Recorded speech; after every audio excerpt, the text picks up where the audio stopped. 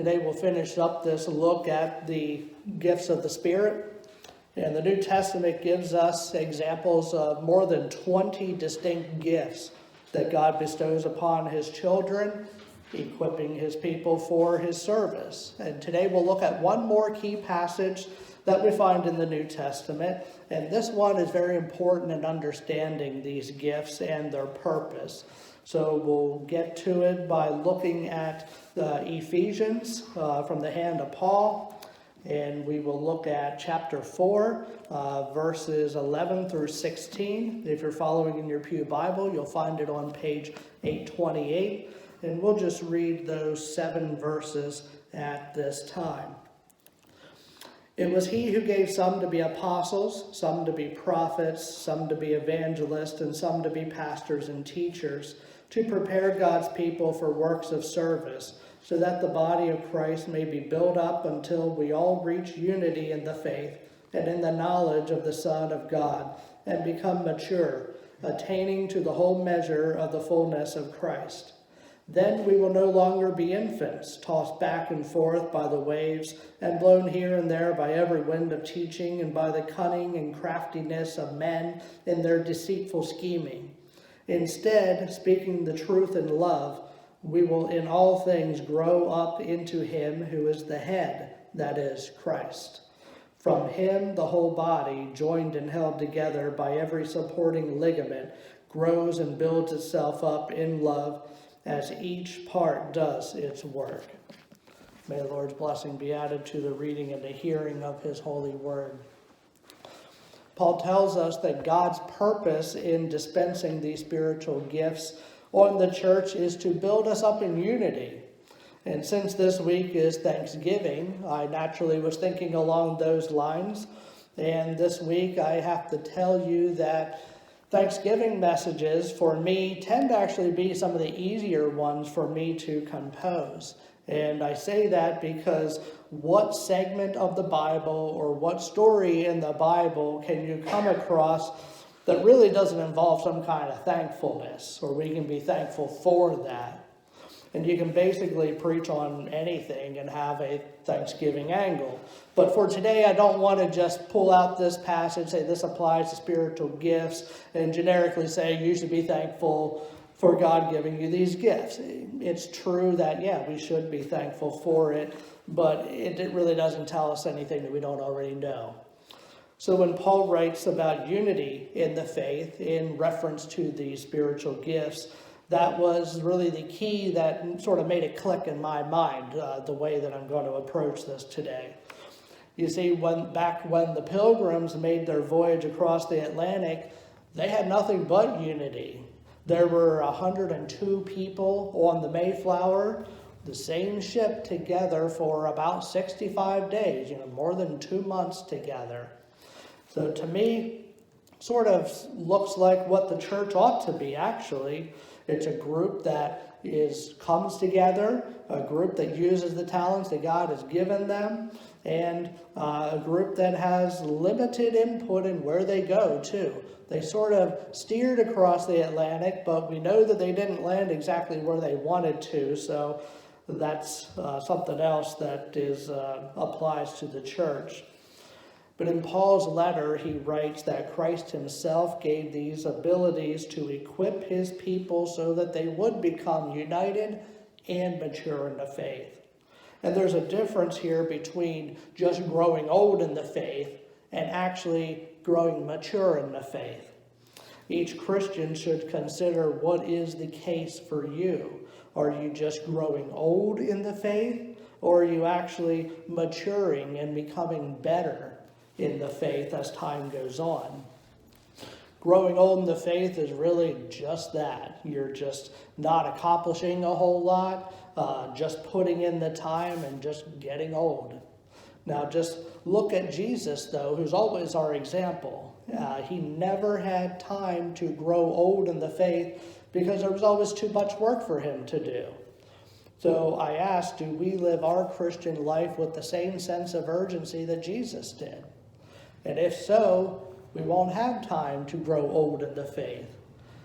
Think of it this way: in light of Thanksgiving Day, if we feel moved in our hearts to thank God for the salvation that we hold dear, then wouldn't we want to share that gift with everyone else around us, this gift that we are so thankful for? And it's a sign that you have become mature in the faith when you realize that God intends for his disciples to multiply, and then you can do what you can, how God leads you, to make that happen. Now, going back to the Pilgrims, there are sadly some modern historians who tend to twist and even distort the rich history that our nation's surrounding our nation's founding, just to serve their own agenda. And these people say things about how the settlers, they landed in the New World, and from the get-go they started to take advantage of the Indians, and they gave them a bunch of diseases that ended up killing them, and then they topped it off by taking their land. Well, each aspect of that revisionist history is wrong. It didn't happen, at least with the ones from the Mayflower.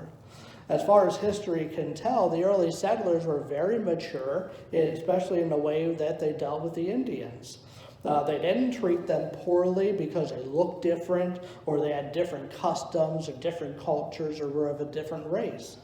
The settlers could only bring a limited amount of food across the Atlantic because your boat is only so big. So when they reached land, it didn't take too long for them to go through all their food. They didn't know where to find food in this new land. Thankfully, the Indians were there, and the Indians helped them. I think this is why the story leading up to the first Thanksgiving is probably one of my favorite true stories of all time, at least surrounding this country, because the story shows people of different backgrounds coming together, people of different races helping each other, and exemplifying what it means to be a mature adult. The first year was very bad for the settlers. There were, as I said, 102 on the Mayflower, but 6 months later, from the moment they set sail, in 6 months, there were 56 of them left alive. Okay, that's a lot dying. It was only by the grace of God that they met this Indian who, guess what? He already knew English, named Squanto. How does that happen if not for God's grace? And I wonder if that might even give a new meaning to God's gift of languages and tongues, as seen in the way that they were able to communicate in the common English language. But from the journals of the colonist first governor, William Bradford, we know that he personally thought very highly of Squanto, and he actually called Squanto, quote, a special instrument sent by God for their good beyond their expectations. I think we know generically the rest of the story. At the end of the first year in the New World, the settlers observed a feast to thank God for getting them through that first year, and they invited their friends, the Wampanoag Indians. Despite all of those among them that died during the first year, they showed maturity by giving thanks to God. And I wonder what that would look like if it were happening nowadays. Would people be so quick to thank God? I mean, as I said, 102 set sail, you have 56 that were alive, so you do the quick math, 46 of them died in a year. Actually, like I said, within 6 months. Would we give thanks if that were us? See, the settlers realized that if not for God's mercy, probably none of them would be alive, actually. So rather than be upset that 102 weren't alive, they gave thanks that 56, more than half, still made it through the first year. It's a glass half full kind of a perspective. So they were united and they were mature. And God's spiritual gifts help us bring about unity and maturity to the church. Just as the Indians and the settlers were separated by different cultures, customs, skin color, background, we could choose to separate ourselves based on those things with other people. But if we choose to exercise the gifts that God gives us, we can bridge those gaps. And we do that every single day, actually. And we can accomplish great things just like the settlers did. I'll be back to the Pilgrims again in a minute or two, but for now I want to move ahead in Paul's letter here and look at the next thing that he discusses. And he talks about deceitful scheming here. And Paul first talks about Christ equipping the people with spiritual gifts, which results in unity in the faith. Then in verse 14, we see that word then there, which provides, of course, the direct connection from what came before to what follows. So he's saying when we are united in faith, then we will not be blown to and fro by the teachings of deceitful people. According to Paul, the church doctrine, the things that the church teaches as foundational principles, are so important here.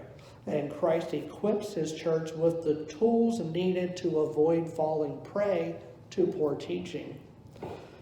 The modern church has struggled greatly with doctrinal issues in several ways.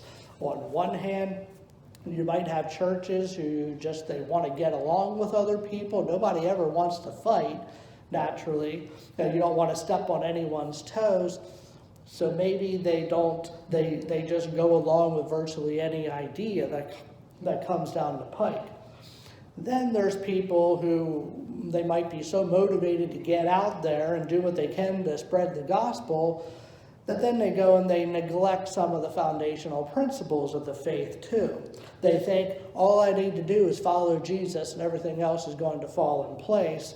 It's an admirable thing and an admirable way to approach the faith. But the people they are evangelizing then, they have no foundation in the faith either if the people who are evangelizing them don't have much of a foundation.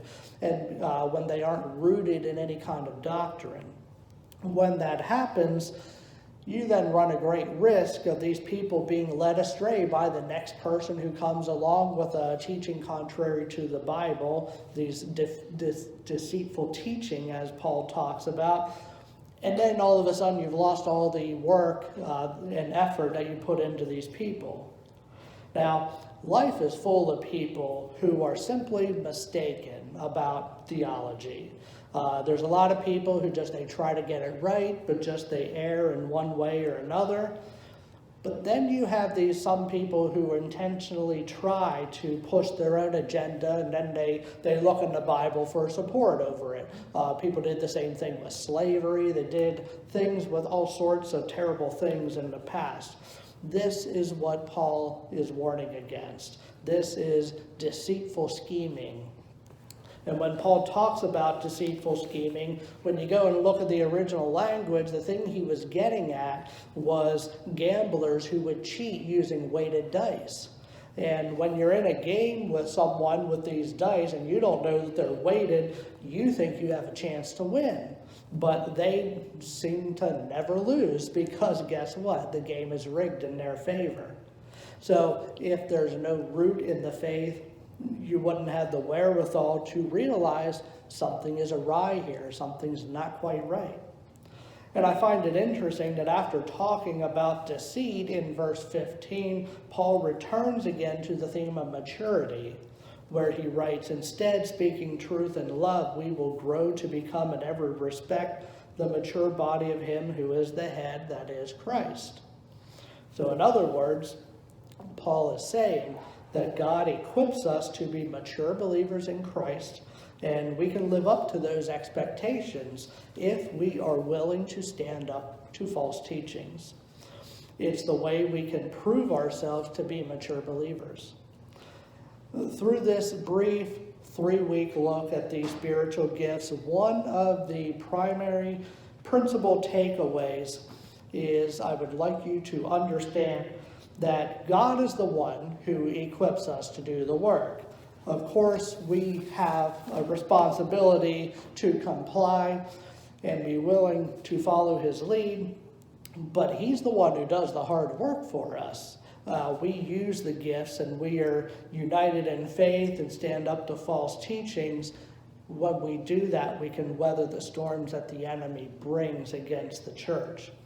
It's like in verse 14 where it says, "Then we will no longer be infants, tossed back and forth by the waves and blown here and there by every wind of teaching." It reminds me again of the Pilgrims on the Mayflower on the Atlantic Ocean. During that 65-day journey, God provided for them by guiding the ship along the ocean. As I mentioned earlier, they didn't land exactly where they intended, but they landed in the place God wanted them to. If they had landed anywhere else, who knows? They probably wouldn't have met up with an Indian who spoke their own language, and we know what a great help that was. And it's not unlike the way that God provides spiritual gifts for his people that lead them through the difficult times of their life to the place where he wants them to be, where they will unite and grow in maturity with the church. Paul says in his letters that all parts of the body of Christ serve important functions, even though some may not hold quite the prestige that others do. But I prayerfully urge everyone here and everyone in, this church especially, to consider what your spiritual gifts are and to use them in a way that God leads and to take ownership of those gifts as well. There's a limited number of gifts out there. Like I said, there's 20-some gifts when you read all the relevant passages. So you're not going to be the only person in the world that has a certain specific spiritual gift. But because you are a unique individual equipped with certain spiritual gifts, you're the only one who's going to be able to use those gifts in your own special way. I want to go back one more time to the settlers here before we close out. Sometimes we generally call them, we say the Pilgrims came over on the Mayflower, and we assume they were all Pilgrims, but they actually weren't. See, Pilgrims were a specific sect of people. It was actually less than half of them were actual Pilgrims. There were other people over in Europe who sought a variety of freedoms. Some even wanted adventure, different things, so they came over on the Mayflower too. One such settler, who was not a pilgrim, by the way, he was a man named Francis Eaton. And he was a carpenter who survived that first harsh winter, and he would actually live 12 more years after that in the New World.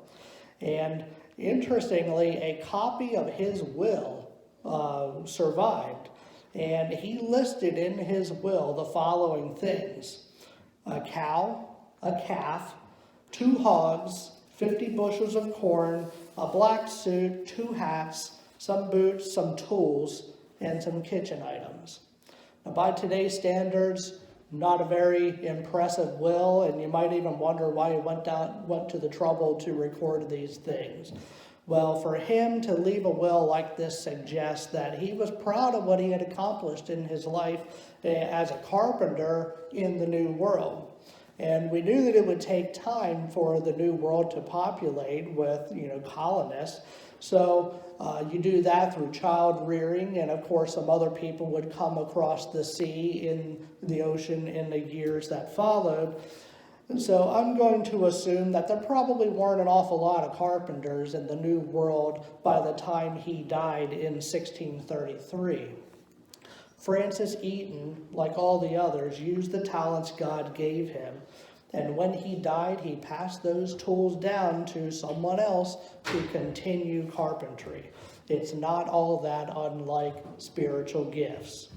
And I'm reminded of times that when I decided and felt the call to ministry, I had to sit before a couple different committees, actually, over in Harrisburg, sit in a room in front of some people to get my ministry license, and then I did it a couple years later for the ordination.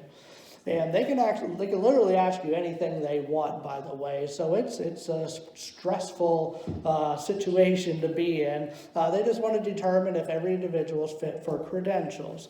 Well, one of the questions that I remember being asked, they flat out asked me, "What are your spiritual gifts?" Now, if you're sitting where I was, how would you answer that? There's no test preparation for this, by the way, so you just have to be ready. Thankfully, I was prepared for that answer. I must have given a sufficient answer, because here I am today. The point is to illustrate how practical and important these spiritual gifts are. The people at the top of the totem pole in our denomination over in Harrisburg, they know how important things are, and they want to make sure that if someone's going to be a spiritual leader in a given church, they ought to have an understanding of what these gifts are, know what their own are, know that they are using these gifts, and then they can teach others to follow.